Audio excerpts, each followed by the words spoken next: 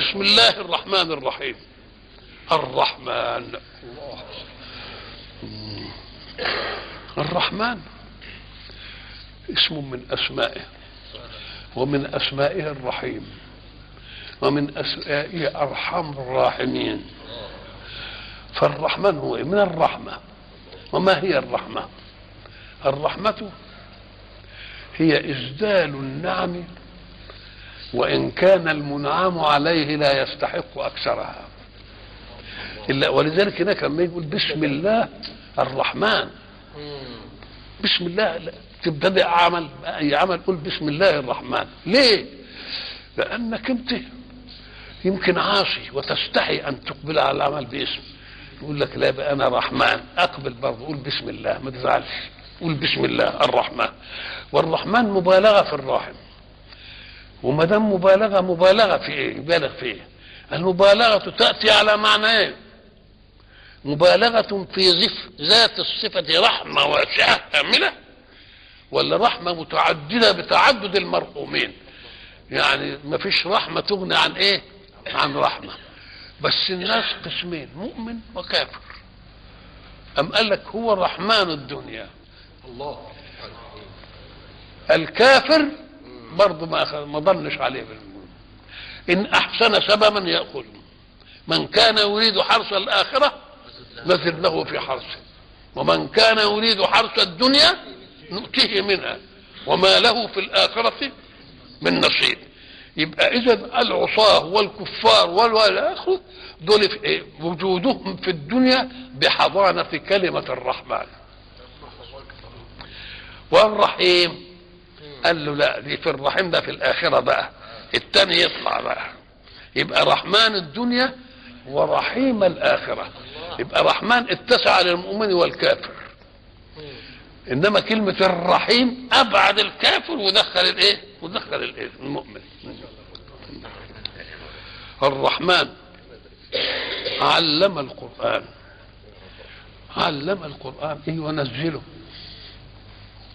على رسول الله فعلمه جبريل. مش كده بيوحي في قوة عند ذي العرش مكين. قد أدى العلم، بس العلم جاي منين؟ لأن العلم هو معرفة قضية خير تعود على الإنسان في سلوكه بالخير. لكن في علم للبشر، وفي علم جاي من أعلى بقى، العلم من الله. ولذلك لما كان رسول الله صلى الله عليه وسلم أميا، الأمية في مثله شرف، ولكنها في مثلنا ضعف. يقول لك نبي أم يعني إيه؟ يعني لم يأخذ علما من بشر، وإنما علمه جاي من عالي خالص. والأمة اللي فيه برضه أمة أمية، أمة بدو متبدية، ما عندهاش أي مظهر من مظاهر الحضارة. وبعدين ساعة ما يجي الرسول كده ويقوموا يمنون يدكوا حضارة فارس وحضارة الروم وفي نفس واحد، ايه الكلام ده؟ ويجيبوا قوانين ما فيش، مش موجود هنا ولا هنا. قال لك ما هي مش بتاع البشر، ده بتاع مين؟ ده بتاع رب الايه؟ البشر.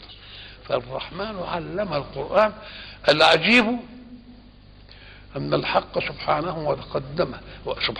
سبحانه وتعالى قدم علم القرآن على خلق الإنسان عشان يعلمنا قبل ما نقبل على صنعه نعمل ايه؟ نحط لها الأسس السليمة الصالحة اللي نخلي الصنعة دي نطول. فقبل ما يخلق الإنسان عمل له منهج، زي اللي عمل التلفزيون. قبل ما يجند الآلة كده، آلة التلفزيون ده هنعمله الايه؟ عشان يجيب لي الصوت والصورة. طب ادي عرفنا دي. طب نعمل ايه؟ نعمله على كذا وعلى كذا وعلى كذا وعلى كذا وعلى كذا. لو اني استعملت التلفزيون كما قال مهندسه في الكتالوج، حطوا على فولت نمرة كذا، ما حطتوش على فولت يحلقه، خد الموجة مش عارف الايه، خد الموجة دي الايه، وده ترجع وده تجيب، ادي الكتالوج.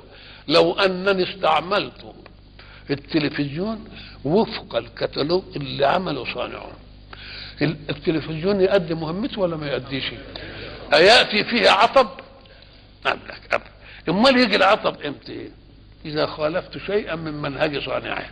من الذي خلقك؟ أخلقك دون أن يعلمك المنهج؟ ما عملش لك كتالوج؟ قال لك لا يا أخوة اعمل كتالوج، كل دي ولا تاكلش دي، اشرب دي ولا تشربش دي، انظر لدي ولا تنظرش دي، اسمع دي ولا تسمعش دي، امشي لدي ولا تمشي. الله، دي كتالوج. طب ما تاخدها بقى بالقياس. لو أنا استعملت التلفزيون زي كتالوج صنعه ما يجيش فيه زرجنة أبدا. كذلك أنت إن خدت كتالوج ربنا اللي خلقك ونفذته عمر ما تلاقي في نفسك زرجنة أبدا في أي شيء من الأشياء. وإن حصل حاجة تقول لا يغيروا ما بقوم حتى يغيروا ما بأنفسهم. وإلى لقاء آخر.